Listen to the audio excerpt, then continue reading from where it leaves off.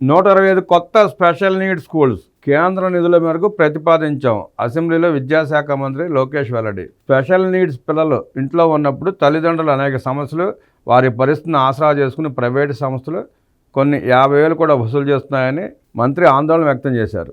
కేంద్ర ప్రభుత్వం rehabilitation council ఏర్పాటు చేసి 21 రకాల దివ్యాంగుల్లో 9 రకాల వారికి స్పెషల్ ఎడ్యుకేషన్ ఇవ్వాలని నిర్ణయించిందని గుర్తు చేశారు. వీరి కోసం రాష్ట్రంలో 679 భవిత సెంటర్లు నిర్వహిస్తున్నామన్నారు.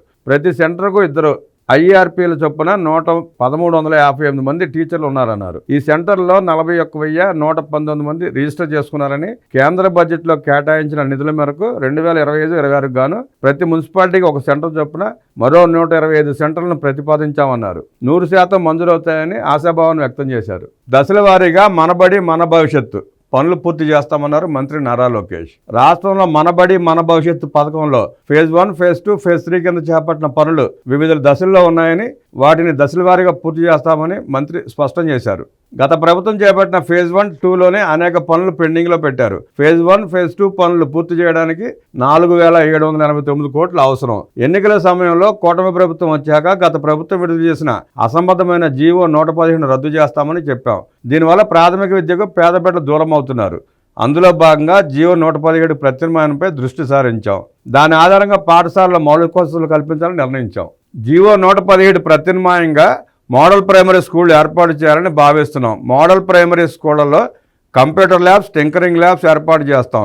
రాబోయే రోజుల్లో 3D ప్రింటింగ్ ల్యాబ్స్పై దృష్టి సారిస్తామని మంత్రి లోకేష్ స్పష్టం చేశారు. ప్రాచీన పత్రాలను రప్పించేందుకు చర్యలు చేపడతాం.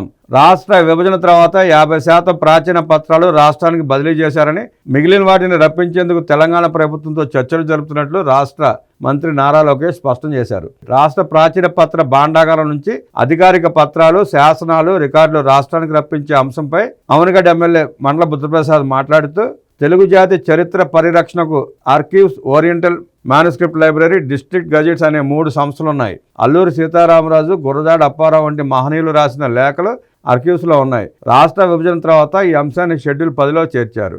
జాతి సంపదను కాపాడుకోవాల్సిన బాధ్యత మనందరిపై ఉందన్నారు. దీనిపై లోకేష్ స్పందిస్తూ, లైబ్రరీస్పై 3 సార్లు రివ్యూ చేశామని, ఆర్కీవ్స్పై వెనకబడి ఉన్నామన్నారు. ఇది చాలా సీరియస్గా తీసుకోవాల్సిన అంశం.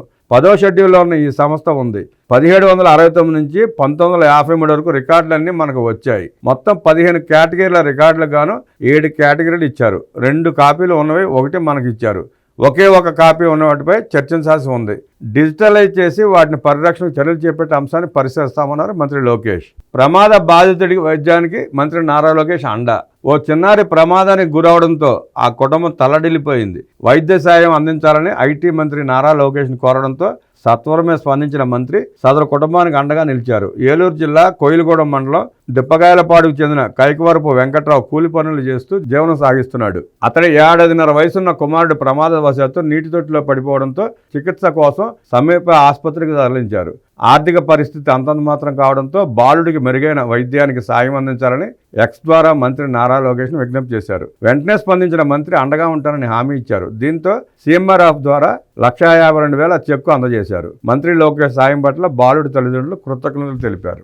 ఏకో పార్క్ వాకర్ల వద్ద మాట నిలుపుకున్న లోకేష్. మంగళగిరి ఏకో పార్కులో ప్రవేశ రుసుము తొలగించాలన్న వాకర్ మిత్రులకు ఎన్నికల ముందు ఇచ్చిన మాటను మంత్రి నారా లోకేష్ నిలుపుకున్నారు. మంగళగిరి వాకర్లకు ఎక్స్పోస్ట్లో శుభవార్త చెబుతూ, మంగళగిరి ఏకో పార్కులో ప్రవేశ రుసుము తొలగించాల్సిందిగా వాకర్స్ మిత్రులు ఎన్నికల సమయంలో నన్ను కోరారు. చేస్తానని మాట ఇచ్చాను. ఈ విషయమై ఇటీవల అటవీ అధికారులతో మాట్లాడాను.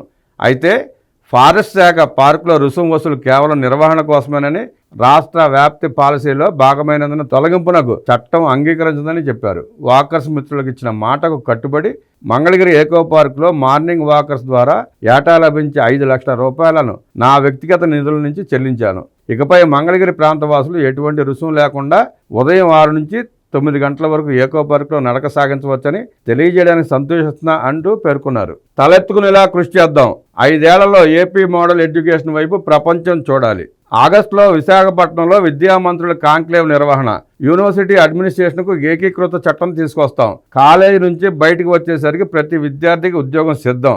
గత ప్రభుత్వ నిర్వాహకంతో దారుణంగా పడిపోయిన ప్రమాణాలు. ప్రజాప్రతినిధుల చొరవతో పాఠశాలల్లో మౌలిక సదుపాయాల కల్పన. శాసనసభలో మంత్రి నారా లోకేష్ ఉద్ఘాటన. అధికారులు, ఉపాధ్యాయులు, ప్రజాప్రతినిధులు, తల్లిదండ్రులు సహకారంతో రాబోయే 5 ఏళ్లలో ప్రపంచమంతా మన వైపు చూసేలా ఏపీ మోడల్ ఎడ్యుకేషన్ తెస్తామని మంత్రి లోకేష్ ఉద్ఘాటించారు. విద్యాశాఖ బడ్జెట్ డిమాండ్స్పై శాసనసభలో జరిగిన చర్చలో మంత్రి లోకేష్ విద్యారంగ సమస్యలు, పరిష్కారాలు, సంస్కరణలో సుదీర్ఘంగా ప్రసంగించారు. నా సర్వేలో బట్టబయలైన వైసీపీ ప్రభుత్వ నిర్వాహకం. నేషనల్ అచీవ్మెంట్ సర్వే నా సర్వే రిపోర్ట్ ప్రకారం 2017లో 3rd గ్రేడ్ లాంగ్వేజ్లో ఏపీ విద్యార్థులు దేశంలోనే నెంబర్ 1 స్థానంలో ఉండగా 2021 వచ్చేసరికి 27వ స్థానానికి పడిపోయాం. 10th మ్యాథ్స్లో గతంలో 1వ స్థానంలో ఉండగా గత ప్రభుత్వంలో 12వ స్థానానికి పడిపోయింది. సైన్స్లో 1వ స్థానం నుంచి 15వ స్థానానికి, ఇంగ్లీష్లో 4వ స్థానం నుంచి 14వ స్థానానికి పడిపోయాం. ఇంగ్లీష్ అన్నాడు, ఇంగ్లీష్ని ఇంగ్లీష్ చేశాడు. గతంలో 4వ స్థానం నుండి 14వ స్థానంలో పడిపోయింది. ఇంకేం నేర్పించాడు? ఇంగ్లీష్ అర్థం కాదు. ముందు ఉపాధ్యాయులకు ఇంగ్లీష్ స్పష్టంగా మాట్లాడుతూ నేర్పిస్తే, బోధనలో వాళ్ళకి ట్రైనింగ్ ఇస్తే వాళ్ళ పిల్లలు నేర్పిస్తారు. అప్పుడు ఇంగ్లీష్ ఏమైనా నేర్చుకోవడానికి అవకాశం ఉంటుంది. ముందస్తు వ్యూహం లేకుండా సిబిఎస్ఈ పేరుతో హడావుడి. పులివెందుల ఎమ్మెల్యే జగన్ రెడ్డి సిబిఎస్ఈ విషయంలో అనాలోచిత ప్రకటన చేశారని లోకేష్ దుయ్యబట్టారు. ఎటువంటి ప్రిపరేషన్ లేకుండా 1000 పాఠశాలల్లో సిబిఎస్ఈ బోర్డు ఎగ్జామినేషన్ విధానాన్ని బలవంతంగా రుద్దారు. కూటమి ప్రభుత్వం వచ్చాక వారికి మాక్ టెస్ట్ నిర్వహిస్తే 90% మంది విద్యార్థులు కనీసం ఒక సబ్జెక్ట్ కూడా పాస్ అవ్వలేకపోయారు. అది చూశాక ఉపాధ్యాయులను ప్రిపేర్ చేసి తర్వాత అమలు చేద్దామని నిర్ణయించి సిబిఎస్ఈ విధానాన్ని 3 ఏళ్లకు వాయిదా వేశామన్నారు. సిబిఎస్ఈ ఎస్ఎస్సి విధానంలోనే ఉపాధ్యాయులు కొరత ఉంది. పాఠాలు చెప్పేవాళ్ళు లేరు. జగన్ రెడ్డి హయాంలో ఒక ఉపాధ్యాయుని నియమించింది లేదు. ఉన్న ఉపాధ్యాయులను కూడా ఎలా వాడుకున్నాడో చూసాం. ఇంకా సిబిఎస్ఈ ఎందుకయ్యా నీకు? ఏం సాధిద్దామని? అన్ని అనాలోచిత నిర్ణయాలంటా కూడా లేదు. జగన్మోహన్ రెడ్డి ఏ నిర్ణయం తీసుకుంటే దానికి పెద్ద స్కామ్ ఉంటుంది. స్కామ్ లేకుండా ఏ స్కీము పెట్టడు. ఏదో అనుకున్నంతసేపు పట్ల టోఫెల్ మాటిన 59 కోట్లు వృధా. 59 కోట్లు అంటే 59 కోట్లు 59 లక్షలు వృధా చేసి ఉంటాడు. మిగతా 58 కోట్ల 49 లక్షలు వేపించి ఉంటాడు. ఐబీ కరికులం అది చాలా కష్టతరమైన విధానం. అద్భుతమైన ఉపాధ్యాయులు ట్రైనింగ్ ఉంటేనే పెద్ద పెద్ద పాఠశాలలో దాన్ని అమలు చేస్తారు. ఐబీ ప్రాథమిక నివేదిక కోసమే 5 కోట్లు ఖర్చు చేశారు. గత 5 ఏళ్లలో టీచర్లు ప్రాక్టికల్ సమస్యలు తెలియజెప్పేందుకు వెళితే విద్యాశాఖ కమిషనర్, సెక్రటరీ, మినిస్టర్ దొరికేవారు కాదు. ఉపాధ్యాయులు ఆత్మాభిమానం దెబ్బతీసి మద్యం షాపుల ముందు సెక్యూరిటీ గార్డుగా నిలబెట్టాడు. అదేంటి జగన్ రెడ్డి అని ప్రశ్నిస్తే ఉపాధ్యాయులు వాళ్ళని వాళ్ళ స్టేషన్ ట్రాన్స్ఫర్ చేశారు. సుమారుగా 1600 మందిని నిర్దాక్షిణ్యంగా వ్యవహరించాడు వాళ్ళ పట్ల. ఇవాళ ఏంటేంటో కబుర్లు చెప్తాడు వాళ్ళ గురించి. ఒక ఉపాధ్యాయుడు ఇంటికి వెళ్తే జగన్ రెడ్డికి ఆ ఉపాధ్యాయుడు అడిగే ప్రశ్నలకి తల ఎత్తుకోలేక, తల ఎక్కడ పెట్టుకోవాలి తెలియక మళ్ళీ పారిపోతాడు. 45 అనవసరమైన యాప్లు పెట్టి టీచర్ల విద్యాబోధనపై శ్రద్ధ పెట్టలేని పరిస్థితి తెచ్చాడు. చదువు చెప్పాల్సిన ఉపాధ్యాయులతో టాయిలెట్ ఫోటోలు తీయించిన అసమర్థ విధానం గత ప్రభుత్వంలో నడిచిందంటూ మంత్రి లోకేష్ వివరించారు. అది ఉపాధ్యాయుల్ని బ్రాందీ షాపుల దగ్గర సెక్యూరిటీ గార్డులకు పెట్టాడు. ఆ పని అయిపోయిన తర్వాత అప్పుడు టాయిలెట్ ఫోటోలు తీయాలి, నీళ్ళ ట్యాంకులో ఫోటోలు తీయాలి, ఊడ్చారా లేదా ఫోటోలు తీయాలి. ఈ ఫోటోలు తీసుకోవడం, బట్టలు నొక్కడం సరిపోయింది బాబు మా ఉపాధ్యాయులకి. ఇంకా పాఠాలు ఎక్కడ చెప్పుంటారు బాబు వాళ్ళు? పాఠాలు చెప్పే అవకాశం నువ్వు ఎప్పుడు ఇచ్చావు? మధ్యలో గ్యాప్ ఉంటే ఏదైనా నాయకుడి మీటింగ్ ఉంటే ఆ నాయకుడి మీటింగ్ వీళ్ళందరూ వేసుకుని వెళ్ళాలి. జగన్మోహన్ రెడ్డి అయితే సెలవిచ్చి మరీ తీసుకెళ్ళాలి. అసలు ముఖ్యమంత్రి బహిరంగ సభ పెట్టుకుంటే ఆ జిల్లాలో పాఠశాలలకు ఇచ్చి సెలవిచ్చి బస్సులు పెట్టి తీసుకెళ్ళిన గనుడు నువ్వు ఒక్కడే జగన్ రెడ్డి. విద్యార్థుల జీవితాలతో ఎట్టా ఆడుకున్నావు అట్ట ఆడుకున్నాడు జగన్ రెడ్డి. ఇంకా సిగ్గు లేకుండా వాళ్ళంట యువత పోరంటే పోస్టల్ వేసి తిరుగుతున్నాడు ఇవాళ. ఆ విద్యార్థుల జీవితాలతో వాళ్ళ భవిష్యత్తులతో ఆడుకొని వాళ్ళకి ఇవ్వాల్సిన ఫీజు రియంబర్స్మెంట్ ఎగ్గొట్టి వాళ్ళకి చేయాల్సినవి చేయకుండా ఇవాళ యువత పోరంటే తిరుగుతున్నాడు.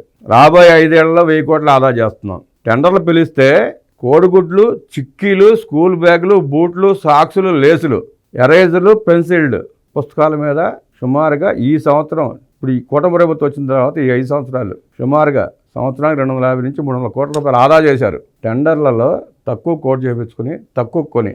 అంటే జగన్మోహన్ రెడ్డి అండుకో 300 కోట్లు ప్రతి సంవత్సరం ఎక్స్ట్రా పెట్టి కొన్నారు. ఇవన్నీ నాణ్యత లేని వస్తువులు, పనికిరాని వస్తువులు. చూసాం, వారం రోజులు 10 రోజులు విడిపోయాయి ఎక్కడెక్కడ. స్కూల్ బ్యాగులు చిరిగిపోయేటివి, 1-2 నెలలు కూడా వచ్చాయి కదా ఆ స్కూల్ బ్యాగ్స్.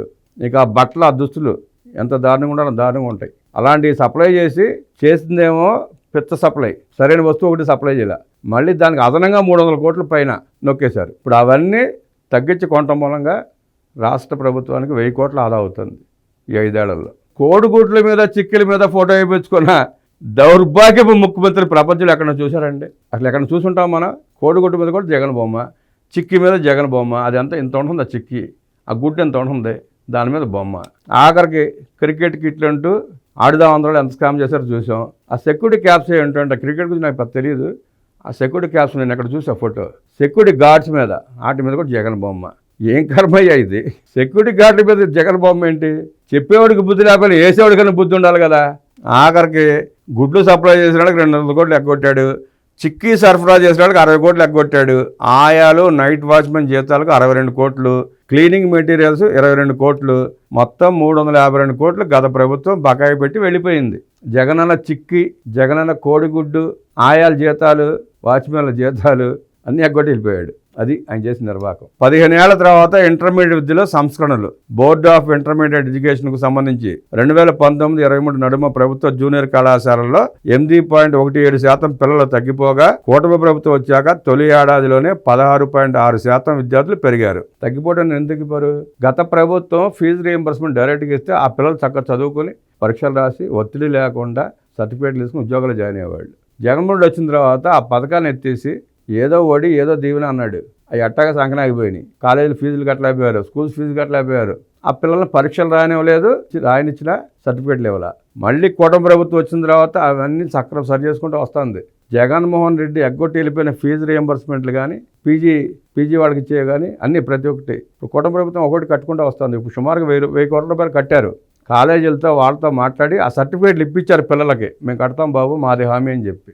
జగన్మోహన్ రెడ్డి ఎగ్గొట్టి వెళ్ళిపోతే నారా లోకేష్ మంత్రి అయిన తర్వాత అన్నీ సరిదిద్దుకుంటూ సరి చేసుకుంటూ కట్టుకుంటూ వస్తున్నారు ఒక్కోటి. మరి వాళ్ళ ఆ విద్యార్థులు, ఆ తల్లిదండ్రులు, ఆ ప్రజలు యువత పోరని వస్తున్న వాళ్ళని నిగదీసి అడగాల వద్దా? వాళ్ళంతా రోడ్డు మీదకి వచ్చి అడగాలి కదా. ఆనాడు మీరు దౌర్భాగ్య పనులు చేసి ఎగ్గొట్టి పారిపోయి వాళ్ళు సిగ్గు శరం లేకుండా ఏం మొక్కను పెట్టుకుని వస్తున్నారని చెప్పి నిలదీయాలి కదా. ప్రజలు కూడా బాధ్యత ఉంది కదా, నిలదీయండి. కనపడిన ప్రతి వైసీపీ నాయకుడు నిలదీయండి. ఆనాడు మీరు ఏం చేశారు, వాళ్ళ కూటమి ప్రభుత్వం ఏం చేస్తుంది? ఆ రోజు మీరు ఎందుకు చేయలేకపోయారు? ఉత్తుత్తు పట్టాలను ఎందుకు నొక్కారు? ఫీజు రీయింబర్స్మెంట్ ఎందుకు కట్టలేకపోయారు? 4300 కోట్లు ఎగ్గొట్టాడు. వాళ్ళ ఏ యువత పోరని చెప్పి రోడ్డు పట్టి తిరుగుతున్నాడో, తిరిగే ప్రయత్నం చేస్తున్నారు. ఆ యువతకు జగన్మోహన్ రెడ్డి ఎగ్గొట్టింది అక్షరాల 4300 కోట్లు.